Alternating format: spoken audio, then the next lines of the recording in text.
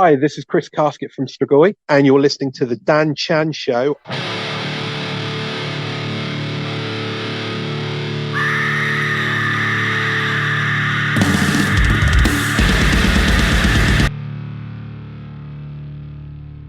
Chris Casket from Strigoi. How's it going, Chris, in sunny near Ipswich, right? Yes, hello. How are you doing? Very It's well, going thanks. great. Thanks for asking. So let's get down to Strigoi. You followed up the brilliant 2019 album Abandon All Faith with two awesome tracks, Hollow and King of All Terror. Now, these tracks are taken from your new album, Viscera, which is out in a few weeks on the 30th of September. How has the response been to those two tracks and following up?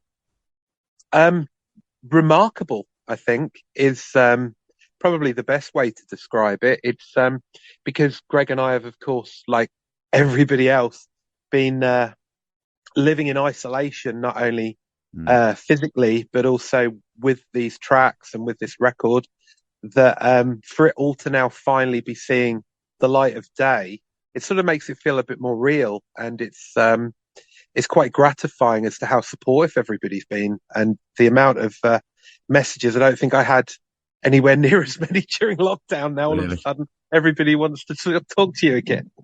Did you feel the pressure on, the coming off the back of, such a great album? Did you feel that, the pressure, with these new tracks?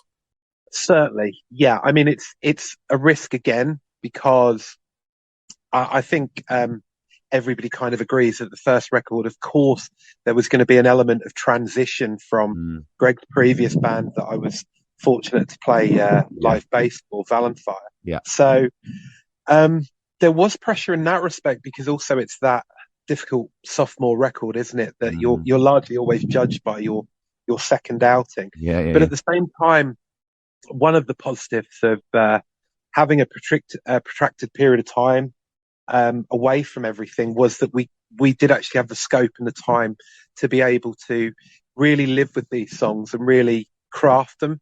And in fact, I mean, to begin with, there's probably multiple versions of these songs that will never see the light of day, because we would then readdress things. And so it kind of afforded us a lot more thought to invest in the process, which I guess is kind of old school, because bands used to have that, as opposed to some sort of arbitrary date set upon something that you need to produce.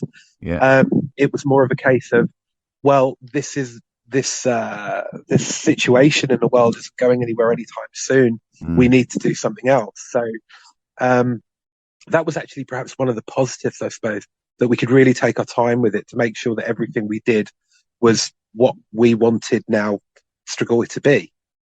Yeah, I mean, obviously bringing an album out in 2019 with Abandon All Faith, I mean, was it frustrating not being able to get a full promotion out of that and taking it on the road fully? And that's why you've thrown the weight behind the second album so quickly, right?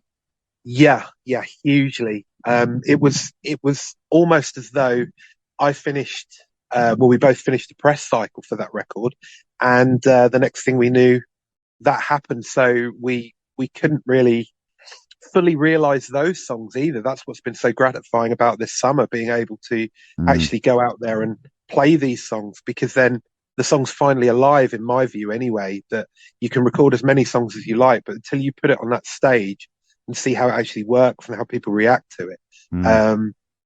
Hugely frustrating for both of us, I know. But we weathered the storm, and come out the other side. I think well, I hope. Are you the kind of guy that goes looking for words on the net, or do you avoid stuff like that? I try when I'm writing. I actually try to avoid as much distraction as possible, because I think it can kind of colour. If I know roughly what I want to say, Nick Cave once famously said that providing you can write 2 lines of a song, the rest will write itself. And that's kind of the way I've gone now. Greg is, particularly with this one as well, the original lyrics, I was not going down the same route as far as subjects, but still a similar style, because I always shied away from using words like I or we, because then I felt that could in some way colour somebody's perception of it. But even little aspects like that, my writing style has definitely changed on this, and I think for the better. I'm really glad he pushed me on that score, because initially it was a bit daunting, because you become comfortable with the things that the process that you have. But yeah, I mean, the use of the internet obviously makes it a little bit easier now than years ago, having to have physical books to jump from. But I also try to avoid those distractions as well, as much as I use it. So it's a balancing act. Yeah, I see. Now, you said that this second album is pushing the limits and the concept of the band is finally realized. Can you explain what you meant by this? Well, the short songs are shorter, the longer songs are longer, the faster songs are faster. It's that thing. The second record is always a bit more than the first. Yeah. So, yeah, and that's just how sort of naturally it's evolved into this beast that is Viscera. Do you think you're there now? Is this the band now going forward, or do you think you could change, maybe push again? I think there'll always be movement, because both Greg and myself perhaps have slightly short attention spans, or is it more that we might get a bit bored? Yeah. That something you want to push. I mean, that's just an artistic bent, though, isn't it? Really, that you always want to be improving or pushing the envelope as far as you can, from a quality perspective. Nothing goes out unless we both feel that it's the best that we can do at that moment in time. In the same way as Abandon All Faith was, that process and what we did there, that was exactly what we were doing at that point in time. Yeah. This is now what we're doing here. So, I mean, with regard to the concept, I would say we both feel very confident that now we know what Strigoi is. I think we were trying to, and it's the same with all new projects. You have to be sympathetic to where the project came from, but this is sort of definitely a standalone outing. And I perceive, I mean, I've started writing again already for number 3, simply when inspiration hits. So, and again, I think it's good to have that opportunity to experiment, to also have this and this is what always attracted me to Valenfire. A good friend of mine recorded their first record, which is why I had demos and things, and I just thought, this is wonderful. You've got this grindcore song, and then you're into this protracted doom song that's also got some death in it. So all this, and I kind of flippantly described this thing that I am attracted to as a mixtape of misery, which is ultimately what Strigoi essentially is to me anyway. And but that leaves it open. That, so say for instance we want to do a track that's a lot more industrial, say, people aren't going to fall out of their seats, because they'll go, well, there's a reason why they've done it that way. So I think it really leaves things open to artistic expression, and that's what's so great about this type of format. So it's definitely a lot more of a fully realized band, both with Greg and I, with regard to our views on what Strigoi is, but also the fact that we've now brought in some people to play live, so we can take this project live as a proper live band, so people can book it and we can see the show. They can see the show, Awesome. Now, you've touched upon it about the lyrics side of things. Now, you predominantly write most of the lyrics, am I right? With 95% are written by you? Yeah, more or less. I mean, neither Greg nor I do percentages. It's just whatever works. But you know what I mean? Yes, it's sort of, even from the off, he said, well, look, can you do the lyrics? And I said, cool. And that was the end of that conversation. Was that new territory for you, or have you always been a lyricist? Previous bands, actually, yeah. Now that you ask me, that's always been something that I've either ended up doing by proxy or something that I've actually jumped at. A previous band that I had, actually 2 records I wrote all the lyrics. Right. I've just remembered. So what do you like to write about, Chris? I mean, I know you like to attack organized religion, which I love, and you promote humanist ideas, which I love, and those kind of things. I mean, where are you writing from, and would a concept album could be in the future, or is there anything that you want to achieve from it? Um, I mean, you've kind of nailed it. I'm very much a person that sort of. I mean, I would hate to be preaching to anybody because I think that then that would go against one of Yeah, my major, yeah, my credos with regard to organized religion, and that's something, of course, Greg and I have always agreed on. yeah. But there's so many sort of um, things that can be addressed just from human existence that Mm, are timeless, regardless of who's sitting in this particular seat of this mm, mm, political sphere or whatever it might be. There are always those things that, be it loss, be it grief, be it just the way that human beings treat other human beings, those are as old as time. So and they're a constant as well. yeah.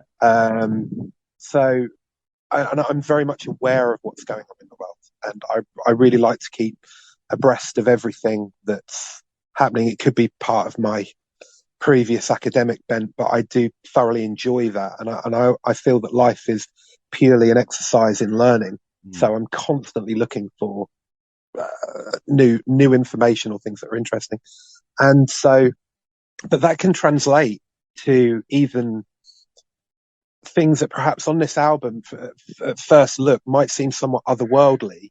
Um, but if you dig a bit deeper, if you actually analyze what's going on, I try to have something for everybody in a sense, because you're in danger otherwise. I don't think you can conjure up like visions of horror more than actually what human beings do to other human beings. mm, It mm, doesn't matter what fiction you look at, mm, all these things are based in something. mm, And of course, religion is a great whipping boy for that, mm, because like more death and destruction and horror has happened under the banner of organized religion than any mm. world war at all through the entirety of human existence. So it's quite varied, but sometimes it might just be a stream of consciousness. Sometimes, as on both records, actually, there are some very personal subjects to me Mm. that perhaps people can identify with. But I, at the same time, don't want to use it as a weep fest. I try to use it in a way of positivity through misery. What an oxymoron that might be. Yeah. But songs like "Abandon All Faith," if I was to say where those words came from, it's a very kind of dark Mm, time in my life with regards to grief and all those mixed mm. emotions. But then I stand on stage, and this happened at Bloodstock recently, where the slowest circle pit that's ever existed erupted to that song, and I'm standing there smiling. Well, that Mm. completely changes Yeah, the concept of the song for me, and yeah, it's so cathartic. So I feel that whereas before I might have been scared to put too much of myself yeah. into what's going on, I've realised now that actually, yeah, it's a really positive thing for me to do that. So Do you find it cathartic writing those lyrics and putting those emotions into it? I do, I do very much so. I think I was scared to do it, and I'm same with this record as well. That you do something and you hear the song, um, and you hear the format, and then you think, have I done the right thing? And every time I'm proved that I have, because yes, okay, these parts might be um, windows into my life, and who really cares? But Mm. other people, everybody faces the same thing. Everybody faces loss, faces grief, Yeah, faces all those things. So, and I've got messages off people who have, perhaps decoded yeah, and have spoken about certain things, and then you don't feel quite so alone. All those sorts of things, those mixed emotions, and emotions are so powerful, and that's translates perfectly to music. And yeah, all the music I hope that we produce, if even if people don't like it, might at least concede that there's a power behind it. exactly. And so yeah, it's quite a quandary for me to deal with, but It is. This whole process is incredibly cathartic for me, and I just enjoy every second of it. Yeah. Now, in an ideal world, how would you want a new listener to the album to experience it? You know, like the first listen through, how would you want them to experience that? Oh wow. Um, I think preferably on vinyl Yeah. and in a darkened room, Yeah. Classic. With a perhaps glass of with wine. yeah, with a decent drink, um, to then fully and in order as well. Of We do course. very much consider the Absolutely. order in which things are No played. shuffles around here, mate. No shuffling. Yeah, that's something I still can't get my head. Well, it's I think that's the difference between being a listener and being somebody who produces the Uses stuff it. you listen Yeah, to. Is so much thought goes exactly. into every Running aspect of order is so it. important. Yeah, Mm. and so if you then, I mean, of course, you have to do the single side of things, and Yeah. we've picked ones to give the broadest brushstrokes in the hope that people will find that interesting, and then do do the uh, do the format justice by listening to it in the Yeah. order that it should be in. Mm. Um, but yeah, I mean that takes me right back to being a child and how I would listen to Mm. music, because I had a record player and I lived out in the country, as I said, where I am now, and so you're kind of isolated, but you've got these wonderful records, particularly if they had a gatefold sleeve and there was all this artwork Mm. and stuff, and I just sit Exactly. there, Yeah. read all the lyrics, do all these Yeah. different things. It was a process, Mm. and so personally, I mean, that's why with the first record also, we did a cassette tape purely because I just want that out there for, just for the limited amount of Mm. people that would gravitate to that, Mm. enjoy it. You can't fast forward it. Well, you can, but you can't flip through songs. You Mm. can't cherry pick ultimately. If you can, you've got to invest in that as well. Mm. So as a process of, let's just understand it as we all used to, Yeah. and then you can have it on your phone and you can do playlists and do all those Yeah. things. Of As long as course. you do it that way once, I'd be so happy if people did, because That's that's cool. what I do. Yeah, exactly. Exactly. Now, bit of history, this band was conceived by yourself and Greg McIntosh. You've both been from Valen Fire and Greg also from Paradise Lost. How did it start and how quick did it happen after Valen Fire ran its course, as whoever said that, the band ran its course? How quick did this start? Pretty swiftly, really. Was it always the plan? Did you go, right, that's that door closed, we're opening that door straight away? It was. I've been trying to explain this to people because I think sometimes people don't believe me. It was one evening we were sitting on the bus, like halfway through a European tour, and I think everybody had gone to bed or they'd gone somewhere else. It was just Greg and I just sitting up talking, and we were always talking about music and things. Like even like the first show I did with Valentine, I was just talking through once again, bands that we liked and different things, and that was always kind of part of the conversation outside of, just usual friendship stuff. And he said, "Well, when Valentine ends, do you want to do something?" And I said, "Well, yeah, I would be completely up for that. I think it would be Yeah. really good." I never questioned his motives, or anything to do with the end of Valentine. It was so incredibly personal to him. Mm. I had no right to do so, but I, that was just really it. And so we did the last show, which was of course very emotional, especially for him. And honestly, huge respect for him going through that show. Mm. And so we sort of ended, and I said, well, look, we'll catch up soon. And we shot a couple of emails past, and then PL did a show in Colchester, and he said, "Well, you coming on it?" I said, "Yeah, cool." So then we just went out for a drink, and then we just thrashed a few things out. And I said, "Well, yeah, cool. We'll start getting some bits together."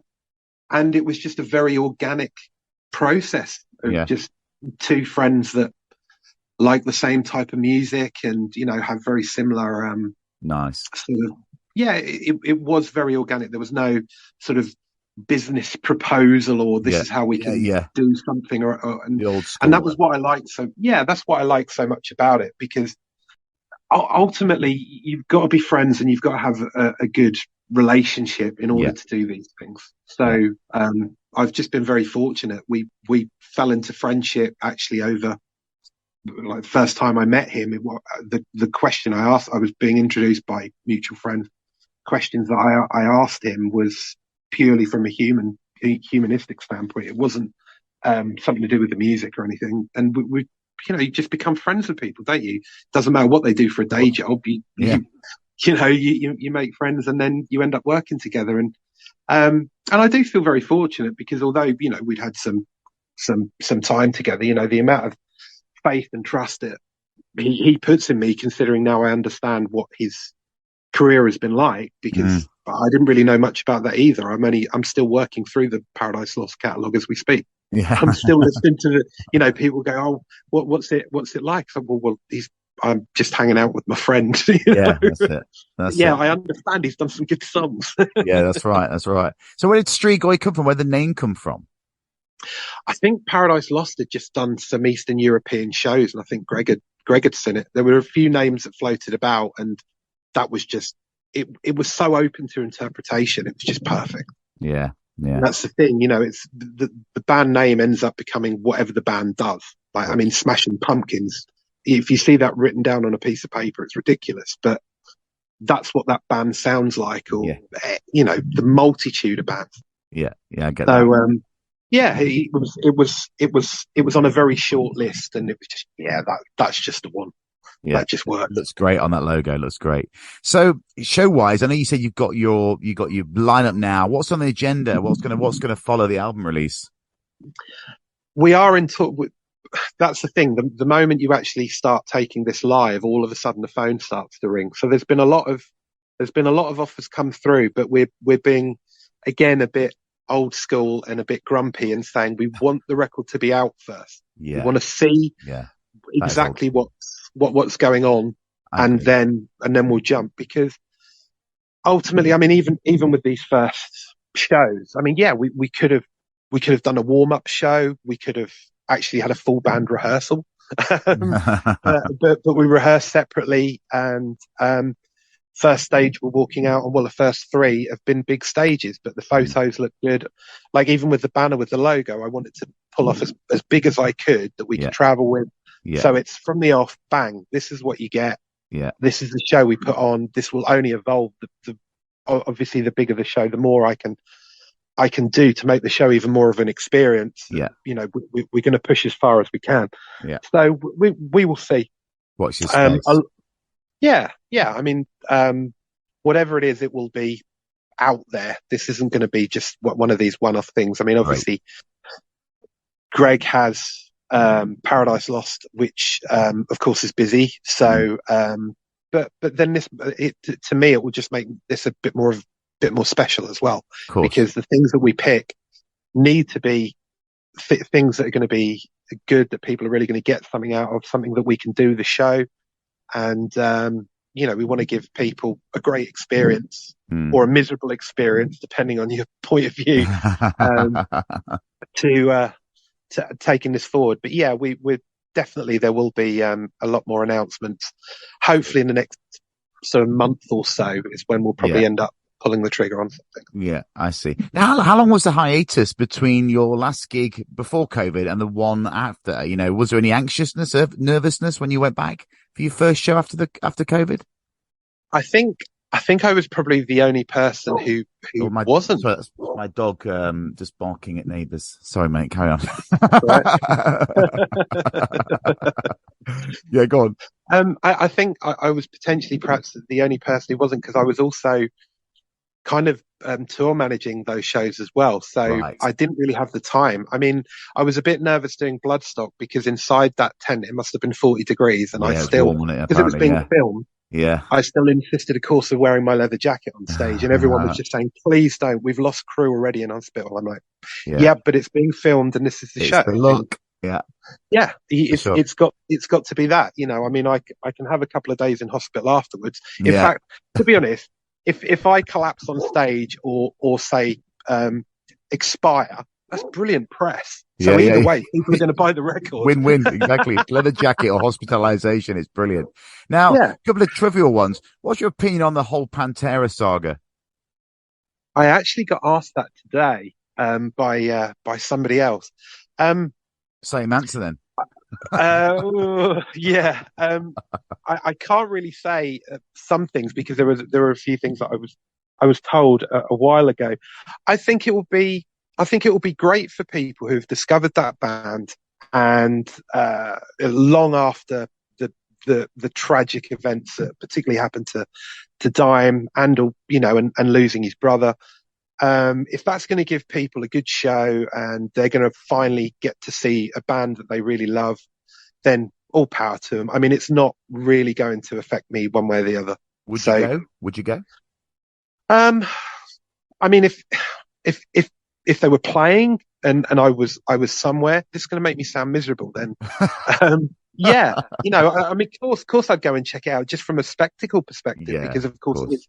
it is an enormous event for so many people, and it means a lot to a lot of people, Mm, and I completely accept that. But I was, as much as I really admired the musicianship and everything to do with that band, it was never really the top of my list. I've never really gravitated to that type of. I love the riffs and the groove. I yeah, respect it, but it's not yeah, of course. it's not up there for me. So Yeah, of course. I've seen it happen. I think if it's a positive thing, if everybody's getting on, like certain people in the band don't end up doing themselves a mischief with past demons, well, Yeah, all that sort of stuff, and people get a good show. That's that's the the other main thing. thing. You can, That's the main thing. you know, everybody's older now, so and Mm, I'm sure I've seen some footage recently of Phil. He was doing something with Down, and he mm. seems like a changed character Yeah, I already. think He so. looks fitter. It looks like he's taking care of his voice. Yeah. If he can go out there and he can deliver those shows to the best of his ability, fantastic. It's going to be well Mm, worth people going to yeah. see it. So Yeah. that's my view on it. But I'm with you on that. Now, I'm questioning those I chat with and ask a simple question for a special at the end of the year to drop these tracks into. So it's a simple question, but not so simple answer. What is the heaviest riff of all time, Chris, in your opinion? oh my god, it would Same be it would be reaction every name time. it. I'm trying to think of the A whole name of the stink song. face. Give me a stink face. You know what I mean?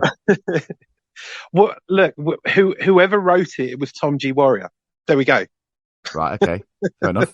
Fair enough. Just any riff that Tom G. Warrior's ever played. There we go. Is that a good enough answer? That's it. Well, I'll just put it into a hat, mate, and pull one out. Is that well, we'll take Yeah, that. because honestly, I can't pick one, and I'm trying to desperately think of the song I've got in my head. But I mean, just this caveman esque Yeah, that's what we sort want. of just that's just it for me. I Like love it. Celtic Frost just changed everything Yeah, for me. So. absolutely. I think there's a few people have mentioned Celtic Frost over time. Now, if you could have played on one album and been involved with one album from history, what album would it be? That's really easy. That would be Disintegration by The Cure. Really, really? Yeah. Why, why that? Because to me, it's just the best album of all time, and they're my favorite band of all time. And if I could have just played just one note on that record, Really? I just love it. With Pornography being a close second, that's literally, I would say, probably one of the most unrelenting and miserable records ever. It's absolutely just a slice of hell.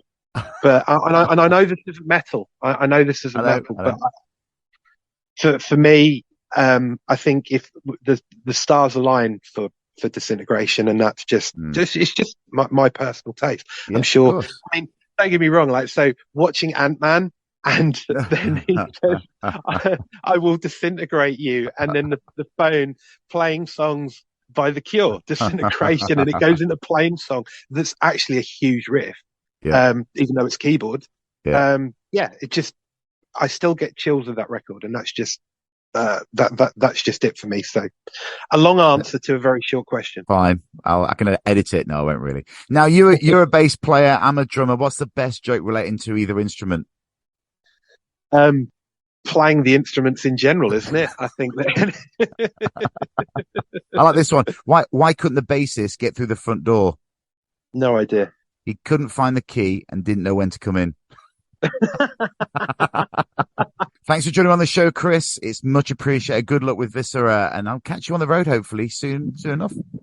Yeah, BAs. Thank you so much for your time. Really appreciate it. Brilliant.